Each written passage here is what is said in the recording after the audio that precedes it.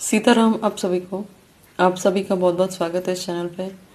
आइए देख लेते हैं इस वक्त आपके पर्सन की फीलिंग्स क्या है आपके लिए। इस वक्त वो आपके बारे में क्या सोचते हुए नजर आते हैं।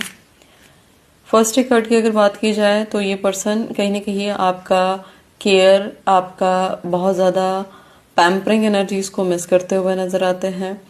आप जो बहुत ज़्यादा अटेंशन इनके ऊपर रखते थे, आप जो बहुत ज़्यादा इनको सपोर्ट करते थे, ये कहीं ना कहीं ये मिस करते हुए नजर आते हैं।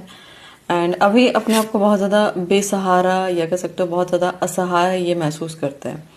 नेक्स्ट अगर बात की जाए, अभी फिलहाल में इनके आपके पार्टनर की इनर पीस कहीं ना कहीं खोई हुई है। बहुत ज़्यादा शांति सुकून वाली एनर्जीज में ये नहीं है, बहुत ज़्यादा ही बिखरा बिखरा महसूस करते हैं। एंड आप इनके सोलमेट हो, ये कहीं ना कहीं ये जान चुके हैं। एंड आपकी तरह इनको आज तक के सोलमेट मिला भी नहीं हुआ है।